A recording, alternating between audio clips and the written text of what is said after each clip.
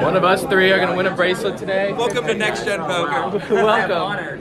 Jeff's here. He's playing today, not commentating, so. Jeff, me, and Frankie, final table. All three of us. Day 3 in Vegas. What are we doing today? $1,500 Super Turbo Freeze-Out Hold'em Bounty something. Biggest tournament of our entire life. $1,500, $500 for each bounty. Let's do it right now. Footage. Boom. Boom.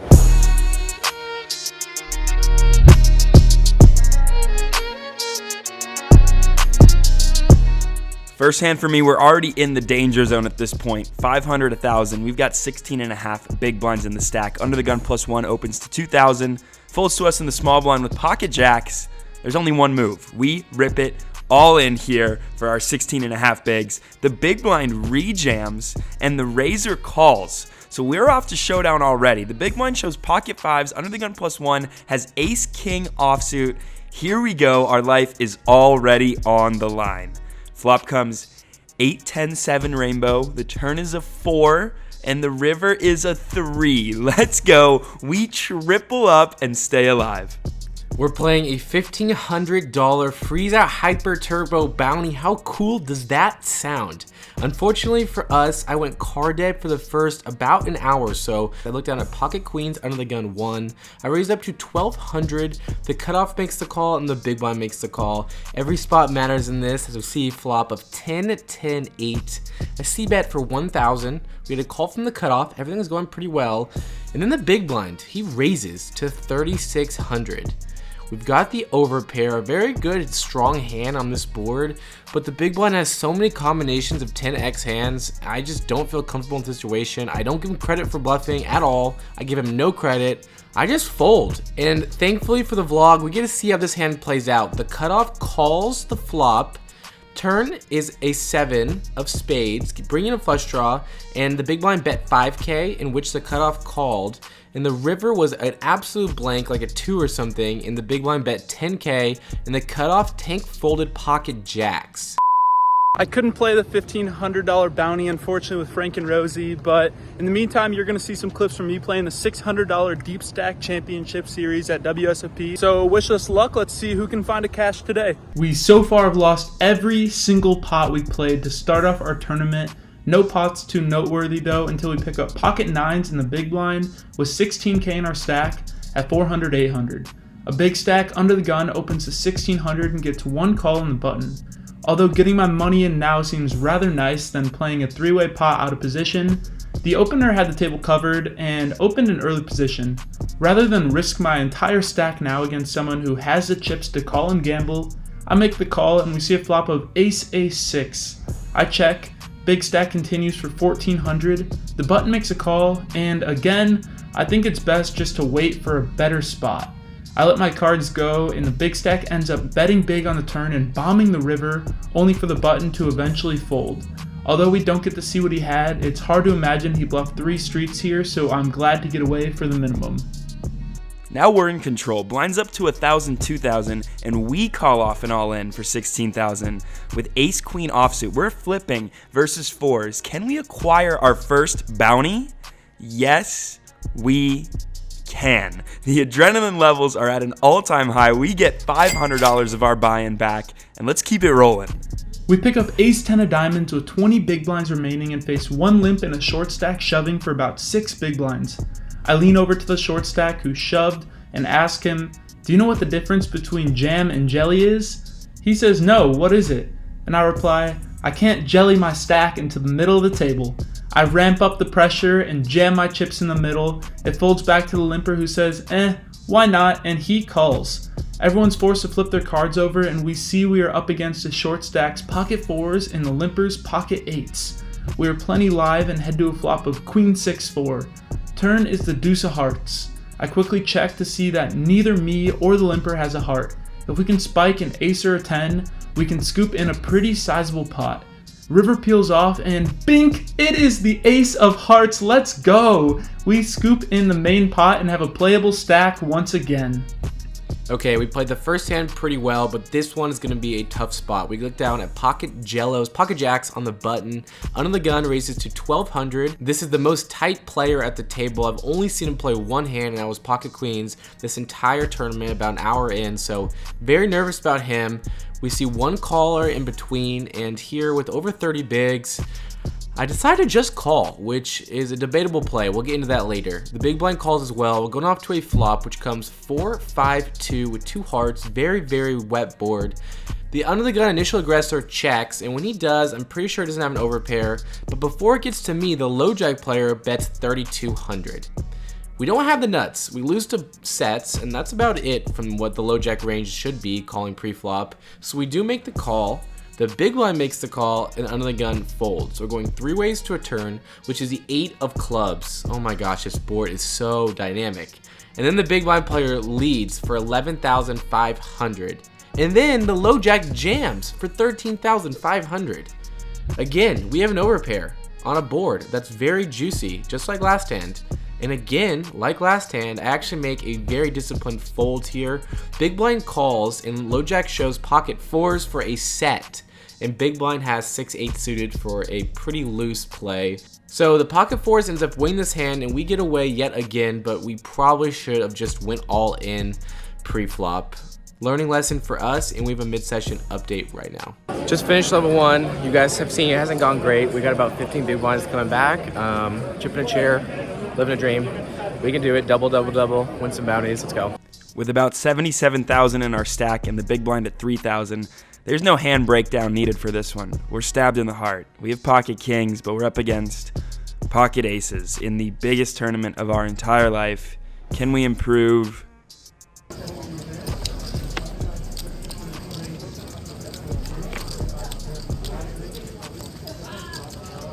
No, we cannot.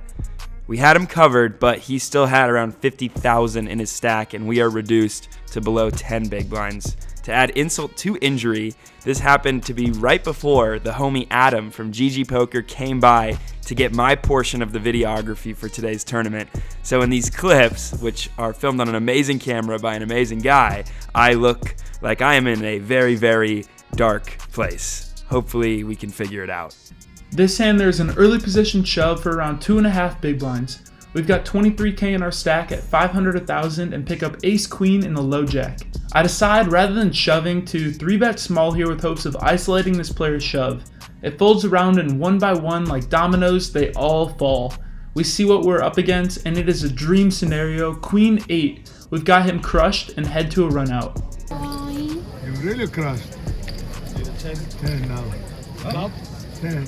We win the small pot, stack a player, collect some chips and the ego of a bounty, and are ready to keep fighting. Enjoy me looking down at ace king suited. Blinds are 500, 1k, 1k. And under the gun, loose player raises to 2,000, the same player at 8-6 earlier. And then under the gun 2 jams all in for 15,000. We're in the territory of going all in. We didn't go all in with pocket jacks a few levels earlier. Now, we're not gonna make the same mistake. We rip it all in for 21,600, cold 4-bet, and under the gun, tank folds ace queen. Unfortunate for us that he folds. What does under the gun 2 have? He's got pocket 10s. He's a slight favorite. Let's go to a flop and a run out. Under the gun 2 would have hit his queen. Can we get there? No, we can't. That was for a $500 bounty. Remember, this is a bounty tournament, so we miss out on a bounty and a lot of chips, but we still have chips ourselves. Chip in a chair. Let's keep on battling. We end up shoving 9s for about 9 big blinds and get in a flip versus ace king for our life. The board runs out and we win. The roller coaster continues 2 hands later when we get pocket queens, min open to 6,000 on the button, and get shoved on by the small blind. We snap call, and we're up against ace-5 offsuit. He thought we were trying to steal from the button. The run out comes, 5-3 queen. Yes, we secure back-to-back double ups, and our stack goes from 9 big blinds to over 40 in just minutes. In the crunch time of this tournament, this is insane. Welp, 3 levels have passed and we have folded every single hand. Nothing remotely playable. We're down to 10k in our stack, which is only 5 big blinds. Folds to me and I peel the beautiful king 5 of hearts. Although it's on the cusp, blinds are moving quick and I need to chip up. I decide to take the spot, shove, and we get called by only the small blind, who shows us king 9 of clubs. Damn, worst case scenario, let's head to a board of jack 8-6. No help to us, but maybe we can either get lucky or chop. Turn is a king, and now we pick up some chop outs. An 8, a 6, or 5 will leave me with chips remaining, and the river rolls off a 9. We are busted. Tournaments are hard. Once we bust out of the tournament, we decide to go have a good time playing some 1-2 in the Ballies cash room. Our table's good action. We spin up 300 to 1500. Here's a picture of me stacking my chips like a fool and having fun with it.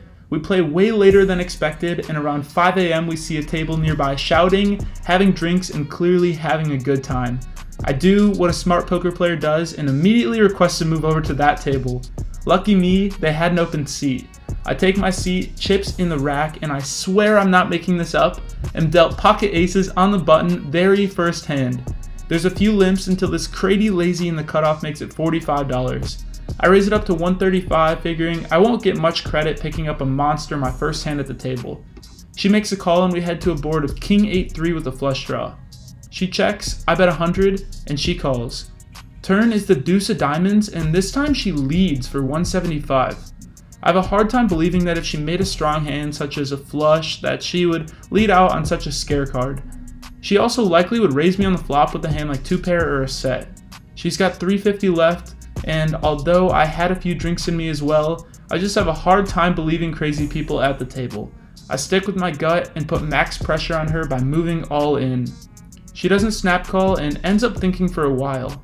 At this point, I'm hoping for a call. Her friends are egging her on and making a bunch of noise, so much so that one of her buddies actually gets kicked out of the casino mid-hand. I'm trying to keep my cool while this hectic scenario is happening. She looks at the dealer and says, "Okay, dealer, put a diamond out there," and calls. Well, I guess I'm looking for a non-diamond river, and the dealer listens to her and puts out the 9 of diamonds. She flips over Queen Jack with the Jack of diamonds.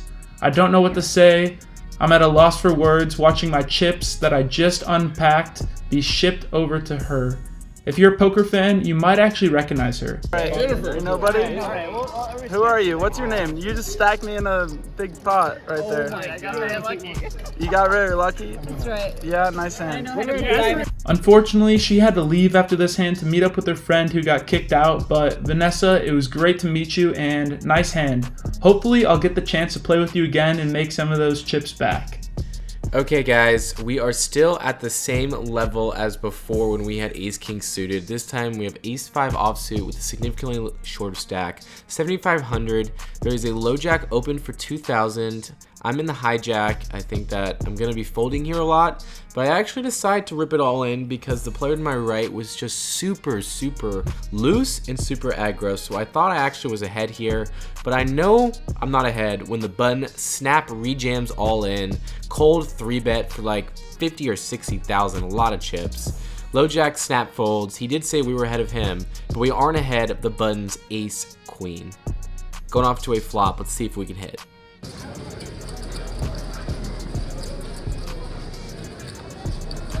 Our tournament is over, but we're going to cut right back to Rosie, who's still in the tournament. Let's go, Rosie. That's so messed up.